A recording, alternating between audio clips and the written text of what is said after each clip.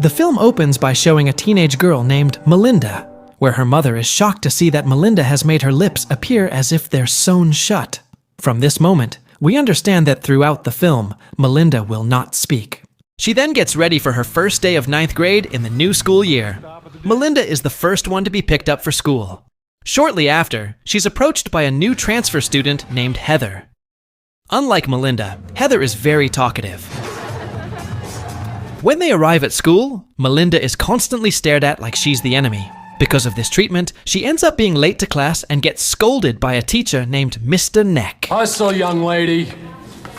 Get to class. Biology! Melinda then enters her first class of the year, which happens to be biology. She gets partnered with a student named David. Time passes, and now she's in English class. In this class, Melinda sees her former friend, Rachel, who used to be very close to her a year ago. Best friend. At one point, they had a big party at Rachel's house. But suddenly, Melinda called 911, which led to several of their friends getting busted for drugs. Since that moment, Rachel has held a grudge against Melinda. Are you nuts? In fact, it's not just Rachel. Melinda is hated by the whole school. She's even mocked with pig sounds, and cluelessly, Heather joins in on the cheer without knowing the meaning behind it.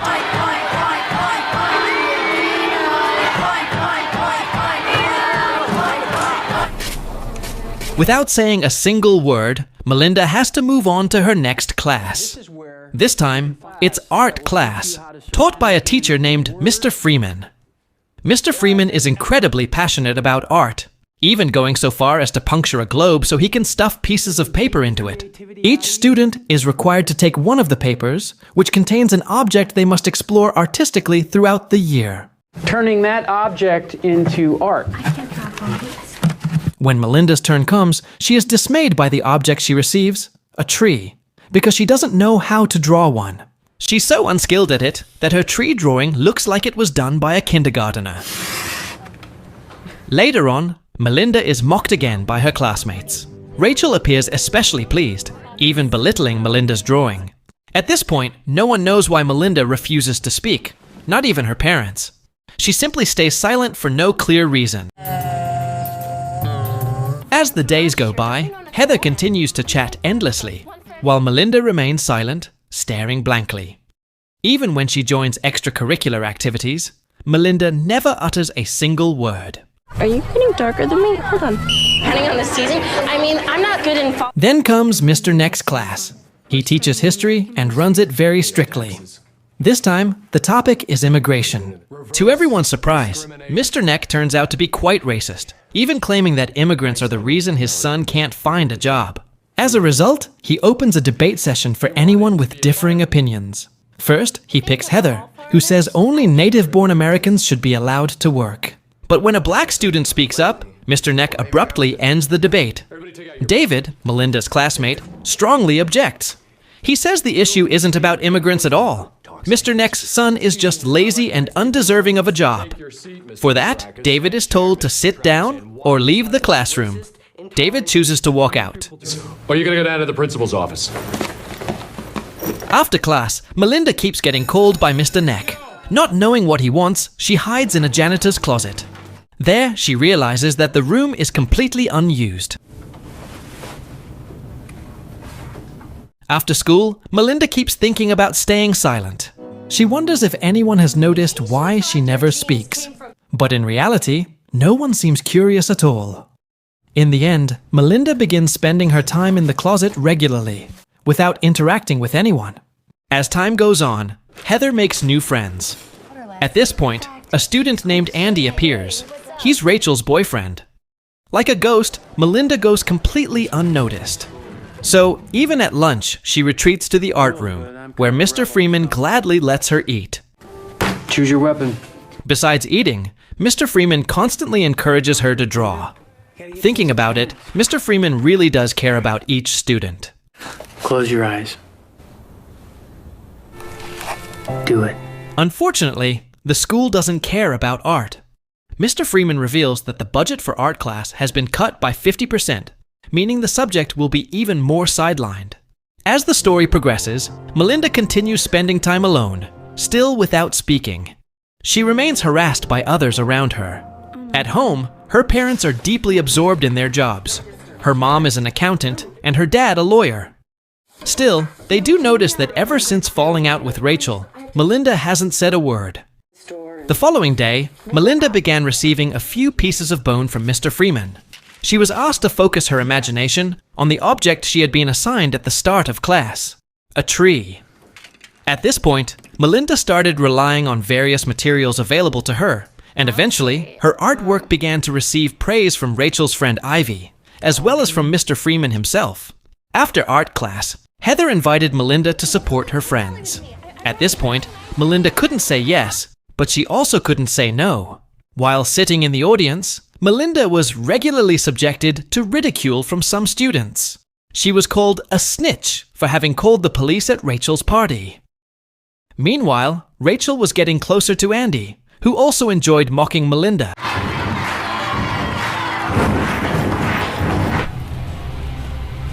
Soon, exam week arrived, and every student had to face tests in each subject.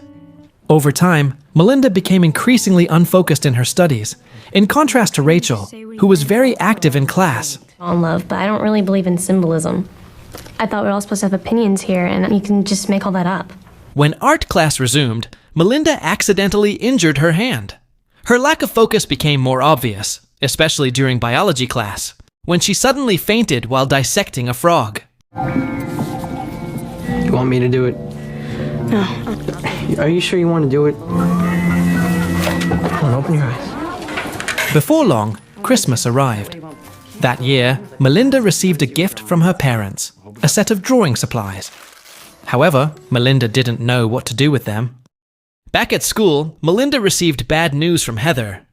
Heather said she could no longer be friends with her, because according to Twitter, Melinda was depressed and needed medical help.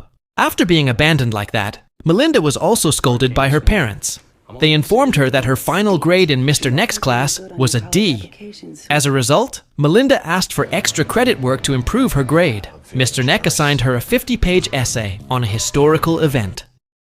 Melinda chose to write about the struggles of women who had once been treated like dogs. After finishing the essay, Mr. Neck told her to read it in front of the class the next day. This order made the usually silent Melinda feel anxious. She asked David to read it for her instead. David agreed to help, but Mr. Neck did not approve of this. As a result, Melinda's grade remained unchanged, and she was summoned to the principal's office. Her parents were present at the meeting, where Melinda was told to participate more and speak up like other students. It was strange. Why had Melinda changed so much? Just a year ago, she had still acted like a normal teenager. Meanwhile, Rachel was enjoying her own world, while Melinda could only sit in silence, spending time alone. Occasionally, she would even hide in her closet for no clear reason. Until one day, Melinda decided to skip school. She spent the morning hoping to find someone to talk to.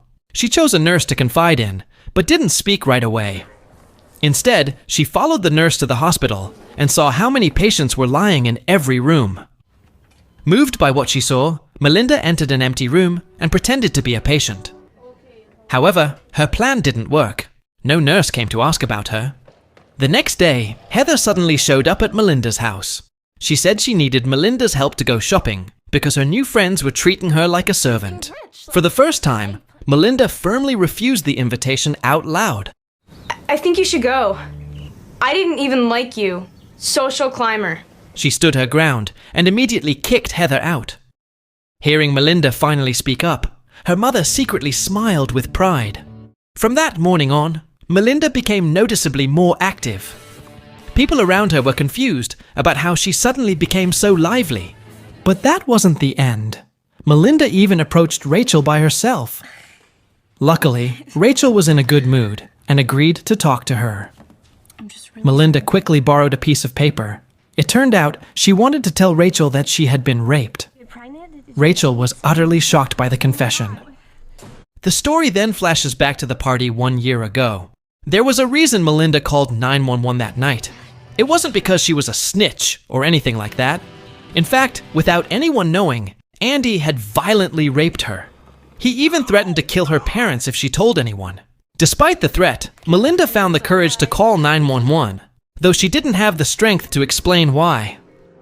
When the police arrived, several kids who were using drugs got arrested. And ever since that day, the entire school saw her 911 call as a snitch move. At first, Rachel didn't believe Melinda at all, but eventually she confronted Andy about what happened that night. Unfortunately, Andy reacted by cursing her out and running away. That moment made Rachel start to believe Melinda. After the confession, Melinda became more active in class. Unlike before, she spoke out loud and often. For the first time in a year, she even showed affection toward her dad. She asked him to plant flowers with her in the backyard, something they hadn't done together in a long time. However, sad news came from Mr. Freeman. He decided to leave the school to pursue a new job as a musician. Before saying goodbye, Melinda took him to the school's storage room. Surprisingly, that was where her artwork, centered on a tree, was displayed.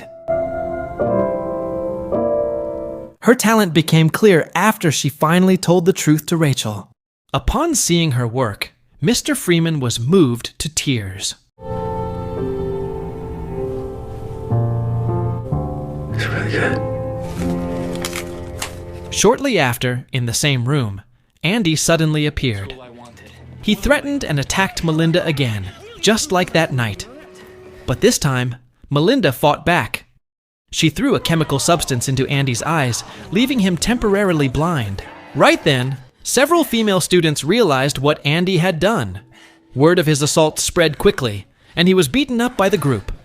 Mr. Neck happened to witness everything. Everybody knows what you did. What the hell is wrong with you? Answer me!